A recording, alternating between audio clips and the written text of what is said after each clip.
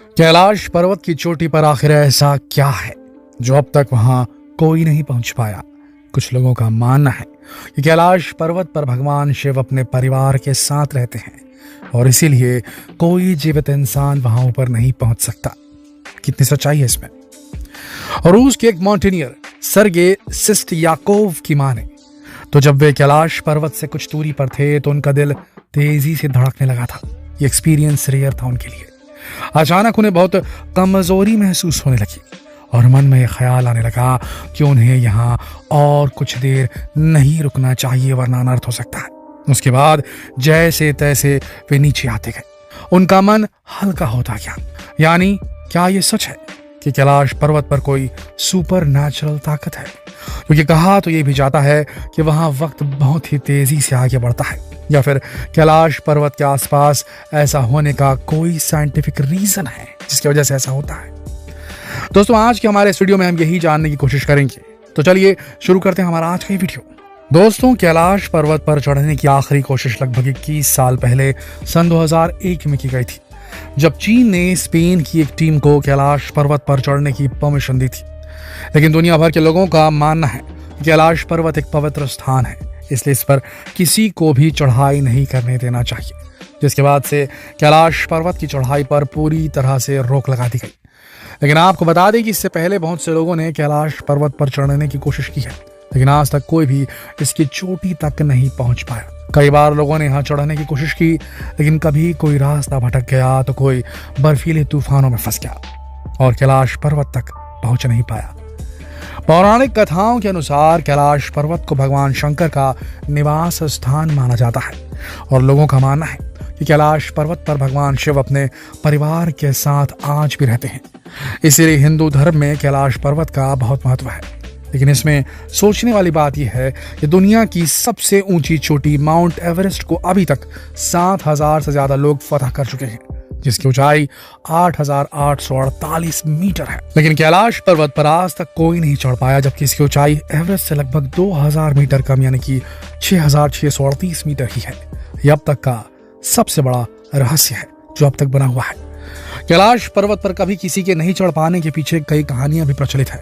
कुछ लोगों का मानना है कि कैलाश पर्वत पर भगवान शिव अपने परिवार के साथ रहते हैं और इसीलिए कोई जीवित इंसान वहां ऊपर नहीं पहुंच सकता।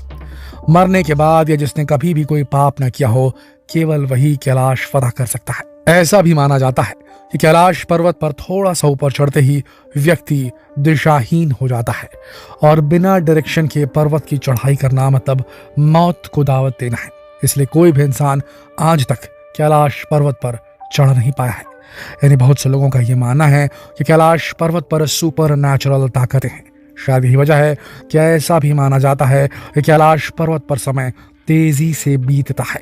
कैलाश पर्वत के आसपास जाने वाले यात्रियों और वैज्ञानिकों ने महसूस किया है कि जब वो उसके इर्द गिर्द होते हैं तो उनके बाल और नाखून तेजी से बढ़ने लगते हैं, जिसके आधार पर उनका अनुमान है कि कैलाश पर्वत के आसपास समय तेजी से बीतता है, जो दुनिया में कहीं भी नहीं देखा गया है। एक वैज्ञानिक की माने तो कैलाश पर्वत पर नाखून और बाल 12 घंटों के अंदर इतने बढ़ जाते हैं जितने नॉर्मली 2 हफ्तों में बढ़ते हैं। हालांकि वैज्ञानिक अभी तक इसके पीछे के कारणों को ढूंढ नहीं पाए हैं। वहीं कैलाश पर्वत से जुड़ी ये जानकारी जानकर भी आपको जरूर हैरानी होगी, क्योंकि कहा यह जाता है कि दक्षिण दिशा से देखने पर कैलाश पर्वत पर स्वास्तिक का निशान दिखाई देता है और ऐसा तब होता है जब सूर्यास्त हो रहा हो। सूर्यास्त के दौरान सूर्य एक स्वास्तिक की तरह दिखने वाली छाया पर्वत पर डालता है, जिससे लगता है कि पर्वत पर स्वास्तिक लिखा हो। दरअसल स्वास्तिक का निशान हिंदू धर्म में शुभ माना जाता है। इतना ही नहीं, इस पर्वत पर जमीन पर बर्फ भी भगवान शिव की अलौकिक शक्ति को दिखाती है, क्योंकि जब इसकी चोटी पर बर्फ गिरती है तो वो ओम का शेप बनाती है। ये सारी बातें अपने आप में किसी अजूबे से कम नहीं है दोस्तों। या यूं कहें कि सच में सुपर नेचुरल ताकत ही है, ऐसा कहा जाता है। वहीं जहां तक बात विज्ञान की है तो आपको बता दें कि इस पर्वत को लेकर कई वैज्ञानिक भी अपने कई तरह के तर्क सामने रख चुके हैं।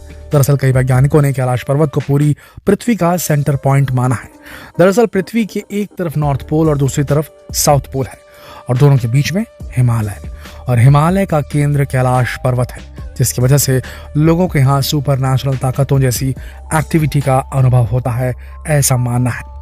वहीं साल 1999 में रूस के वैज्ञानिकों की टीम 1 महीने तक कैलाश पर्वत के नीचे रही और इसके शेप के बारे में रिसर्च करती रही।